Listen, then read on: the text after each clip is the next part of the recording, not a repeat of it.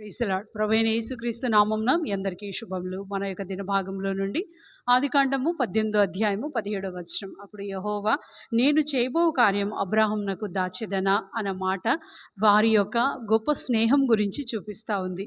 ఒక ఇద్దరి మధ్యలో ఎంత స్నేహం ఉందంటే వారు ఏదైనా కలిసి చేస్తారు, కలిసి మాట్లాడతారు, ఏదైనా పని చేయాలంటే ఒకరికొకరికి సహాయంగా ముందుకు వస్తూ ఉంటారు. అలాంటి స్నేహమే ఒక దేవుడికి మానవుడికి మధ్యలో ఇక్కడ సంబోధిస్తూ ఉంది. అబ్రాహాము దేవుడి దగ్గర ఎంత నమ్మకం సంపాదించుకున్నాడు అంటే దేవుడే సంతోషంగా నేను ఏది అబ్రాహాంకు దాచెను అని చెప్తా ఉన్నాడు. ఇక్కడ ఒక సందర్భం జరుగుతూ ఉంది. ఆ సందర్భము అబ్రాహాంకి రిలేటెడే, కానీ అబ్రాహాంకి తెలియకుండా చేయడం దేవునికి ఇష్టం లేక ప్రతిదీ ఆయనకు ముందు చెప్పాలని ఆశపడతా ఉన్నాడు. అయితే ఇలాంటి సంభాషణ మన జీవితంలో కూడా జరుగుతూ ఉంటుంది.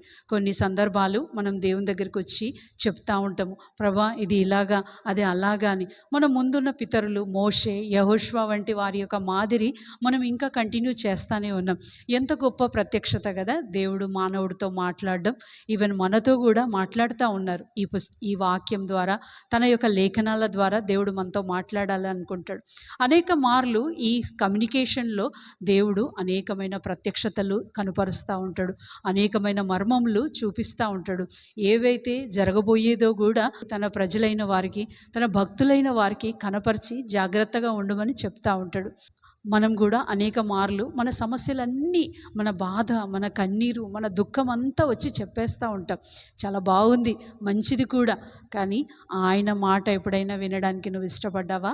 కొంత సమయము తీసుకొని, కొంత సమయం కనిపెట్టి, కొన్ని దినములు కనిపెట్టి, ప్రభువా నీ ఇష్టం ఏంటి, నీ ఆలోచన ఏంటి అడగడానికి ఎప్పుడైనా ఇష్టపడ్డావా? ఒకవేళ లేకపోతే దేవుడు నీతో ఇవాళ మాట్లాడాలనుకుంటున్నాడు. నీవు కొంత సమయం తీసుకొని ఈ వారమంతా, ఈ రోజంతా కొంత సమయం ఆయన దగ్గర తీసుకొని ఆయనతో మాట్లాడడానికి ఏ విధంగా అయితే ముందుకు వస్తున్నావో ఆయన స్వరం కూడా నువ్వు వినాలని దేవుడు ఆశపడుతుండు. ఆయన దాగి ఉన్న మర్మములు నీకు చెప్పాలని ఆశపడుతుండు.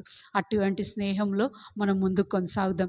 రండి ప్రార్థన చేసుకుందాం. ప్రియమైన తండ్రి, యేసుప్రభు ఘనమైన నామంలో దేవా, నీతో సహవాసం చేయుటకు, నీతో అన్యోన్య బంధంలో మేము ఉండుటకు మీరు ఇచ్చిన గొప్ప ధన్యతను బట్టి మీకు వందనాలయ్యా.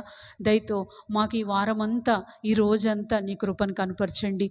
నీ ఎదుట నిలబడి నీ మాట కొరకు వేచి ఉండడం, నీవు మాట్లాడు వరకు మేము నిలబడి ఉండడం అనేది నేర్పించమని ప్రార్థిస్తూ యేసుక్రీస్తు పరిశుద్ధమైన నామంలో ప్రార్థిస్తున్నాం తండ్రి. ఆమేన్.